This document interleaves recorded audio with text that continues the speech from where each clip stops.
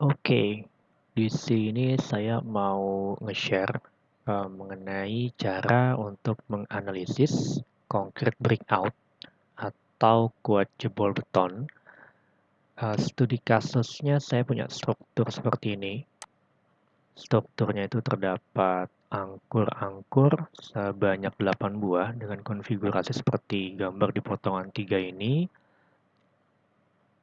Kedalamannya itu sekitar 320 mm. Kemudian ini jatuhnya atau menumpunya di atas plat lantai atau pile cap yang sebenarnya jarak ke tepinya itu cukup jauh, sangat jauh, sehingga nantinya di perhitungan em, jarak tepinya itu akan dibatasi oleh kedalaman efektif dari angkurnya. Oke, kita lihat di sini angkurnya itu terdapat 8 buah. Kemudian ada jarak antara baris pertama dan kedua angkur itu 150 mm. Kemudian secara horizontal itu terdapat jarak angkur itu 150 mm dan tengahnya itu 200 mm dan yang sebelah kanannya lagi 150 mm. Jadi total jarak angkur terjauh itu 500 mm. Oke, di sini analisisnya itu menggunakan referensi SNI 2847 tahun 2019 atau ya SNI untuk beton. Kemudian di sini kita asumsikan terdapat beban tarik dari angkurnya itu sebesar 300 kN. Kemudian data angkurnya itu kita punya tipe angkurnya itu angkur tanam yang dicor di tempat. Pilihannya itu ada dua sih sebenarnya, antara cor tanam cor di tempat atau cor tanam, antara angkur tanam cor di tempat atau angkur tanam pasca cor atau mungkin ada yang kita sering dengar menggunakan istilah chemical anchor, kemudian ada dynabolt dan semacamnya. Kemudian diameter dari angkur yang digunakan di sini kita pakai M20 ya atau diameternya 20 mm. Kemudian data bebannya itu kemudian data betonnya itu terdiri dari tipe betonnya, itu beton normal. Karena ada dua tipe beton di sini, beton normal dan ringan. Ya umumnya kita gunakan beton normal, kemudian kondisi betonnya kita asumsikan dia tidak retak atau uncracked. Kemudian mutu beton yang digunakan untuk plat lantainya atau tumpuan dari angkurnya itu sebesar 30 megapascal. Oke, pertama di sini ada perhitungan luas kegagalan beton terproyeksi dari angkur tunggal atau ANCO. Tadi kita sudah sampaikan di awal bahwa kedalaman efektif dari angkurnya itu 320 mm, sehingga kita mendapatkan luasan angkur tunggal itu sebesar 921.600 mm². Perhitungannya itu sebenarnya ada di SNI, di referensi gambar R17.4.2.1 yang poin A ini.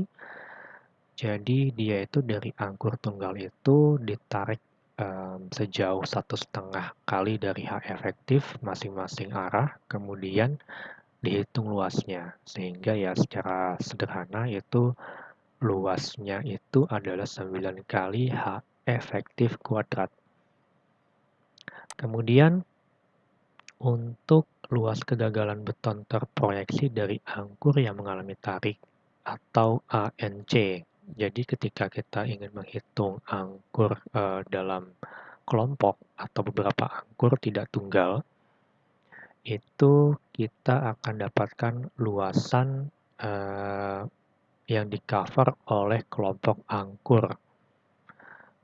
Misalkan kita punya contoh di SN ini kan beberapa kondisi, yaitu kondisi pertama itu dia terdapat CA1 atau tepi beton di sebelah kiri dari angkur tunggal ini, namun sebelah kanannya itu dia tidak terbatasi oleh suatu tepi beton atau ya cukup jauh sehingga lebih dari 1,5 kali H efektif. Kemudian atas bawahnya ini juga tidak dibatasi oleh tepi beton yang jaraknya dekat terhadap angkur. Nah, untuk kondisi yang kita sedang analisis itu mungkin lebih dekat ke kondisi yang ketiga ini. Cuman bedanya adalah CA1-nya dan CA2-nya itu lebih besar dari 1,5 H efektif, sehingga nanti nilai CA1 dan CA2-nya yang akan dipilih atau diperhitungkan itu ya maksimal hanya 1,5 kali H efektif. Kita langsung kembali ke luas beton terproyeksi. Pertama kita punya CA1 itu sebesar 1,5 kali H efektif, yaitu 480 mm. CA2-nya juga sama, kemudian spasi angkurnya tadi yang S1 untuk kita asumsikan ini jarak antar dua baris angkur tadi yang 150 mm. Kemudian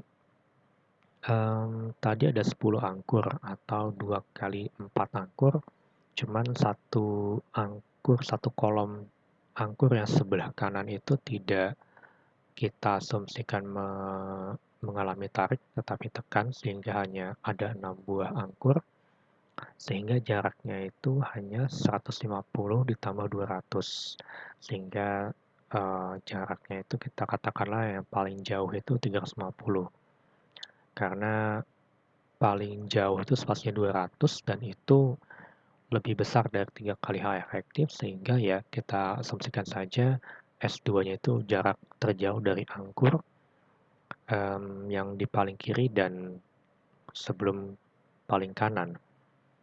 Kemudian ini adalah luasan dari beton yang terproyeksi dari kelompok angkur. Oke, setelah ini kita masuk ke faktor modifikasi dari kekuatan jebol betonnya. Ada beberapa faktor yang perlu diperhitungkan. Yang pertama itu adalah faktor modifikasi kelompok angkur yang dibebani secara eksentris. Jadi kalau misalkan kita lihat seperti gambar R17.4.2.4, itu adalah kondisi di mana angkurnya itu mengalami eksentrisitas, artinya resultan gaya tarik yang dialami oleh kelompok angkur yang mengalami tarik itu tidak pas di tengah-tengah dari sentroid dari angkur-angkur yang mengalami tarik. Tapi itu lain hal ya. Kita asumsikan di sini katakanlah tidak terjadi eksentrisitas sehingga nilai aksen N-nya itu sama dengan 0. Kemudian didapatkan nilai faktor modifikasi untuk kelompok angkur yang dibebani secara eksentris itu nilainya sebesar 1,0. Jadi kalau misalkan nantinya kita hitung secara lebih teliti nilai eksentrisitasnya, jika dia terdapat eksentrisitas, maka nanti nilai faktor modifikasi ini akan kurang dari 1,0 maksud saya. Oke, faktor berikutnya itu adalah faktor modifikasi pengaruh tepi angkur yang dibebani dalam tarik. Ini kita mesti cek dia terhadap jarak tepi yang paling kecil, namun karena ini adalah slab yang tepinya itu sangat jauh atau lebih besar dari 1,5 kali H efektif, maka CA min-nya itu adalah 480 mm atau ya 1,5 kali dari H efektif. Sehingga kita dapatkan itu faktor modifikasi pengaruh tepi angkurnya sama dengan 1. Sorry, ini bukan 1 mm tapi hanya 1 saja. Kemudian untuk berikutnya faktor modifikasi pengaruh kondisi beton dan tipe angkur. Jadi, kondisi beton yang dimaksud itu yang tadi di awal, apakah dia kondisinya retak atau tidak retak. Nah, kita di sini asumsikan betonnya itu tidak retak, kemudian tipe angkurnya itu adalah angkur tanam dengan cor di tempat, sehingga kalau kita lihat di sini, oke, di sini kita langsung dapatkan nilai 1,25. Jadi kalau misalkan angkurnya itu kondisinya betonnya retak, maka kita dapatkan nilai 1,0. Kalau dia pas cacor, dia nilainya 1,4. Kemudian faktor modifikasi berikutnya adalah faktor modifikasi kekuatan tarik angkur tanam pasca cor. Di sini ada beberapa pilihan. Mungkin kalau misalkan lihat di sebelah kanan di sini ada pilihannya itu adalah angkur adhesif, angkur ujung diperlebar, dan sebagainya. Itu nanti akan menentukan besar dari CAC ini, nilai CAC. Kemudian karena ini adalah angkur tanam dicor di tempat, maka kita masukkan ke dalam kategori kasus lainnya, sehingga CAC-nya itu tidak ada, sehingga nilai faktor modifikasinya itu 1,0.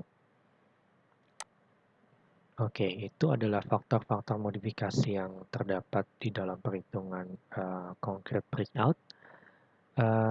Mendekati terakhir hitungannya itu kita dapati kekuatan dasar jebol beton angkur tunggal atau NB. Jadi pertama ada nilai KC itu nilainya 10 untuk yang angkur tanam di tempat, angkur tanam dicor di tempat. Kalau misalkan dia pasca cor maka nilainya 7. Di SNI sebenarnya diizinkan untuk menggunakan nilai 17. Namun tidak lebih dari 24.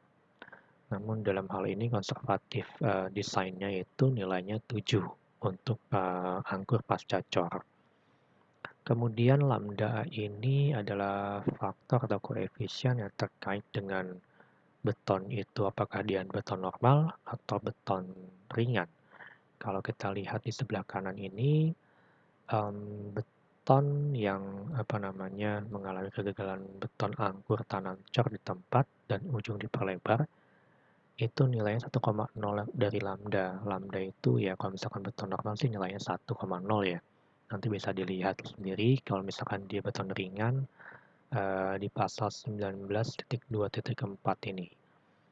Kemudian didapati nilai NB itu sebesar 313,53 kN, yaitu dari nilai perbandingan antara ANC dengan luasan terproyeksi angkur tunggal dan dikalikan dengan faktor-faktor modifikasi sehingga didapatkan nilai kuat dasarnya itu seperti ini.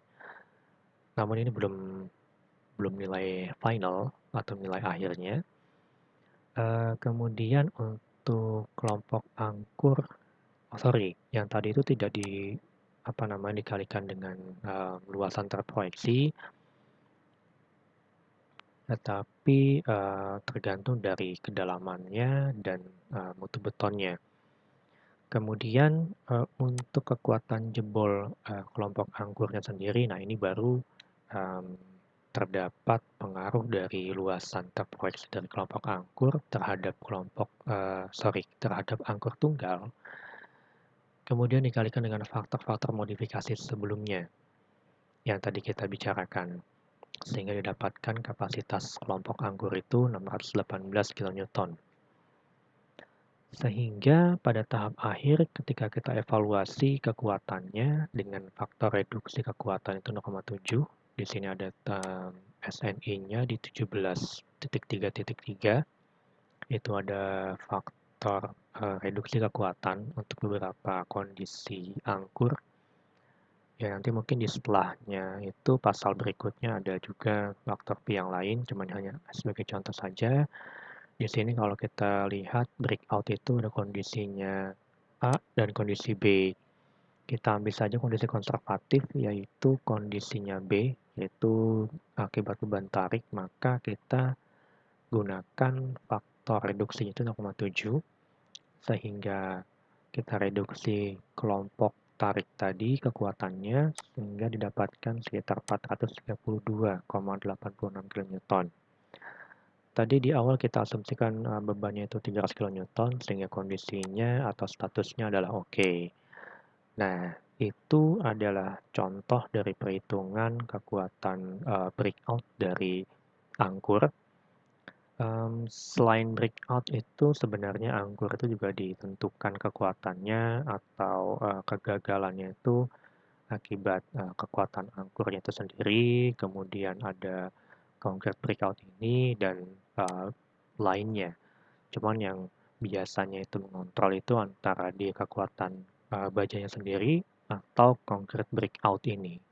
Oke, sekian yang bisa saya sampaikan di video kali ini. Terima kasih atas perhatiannya.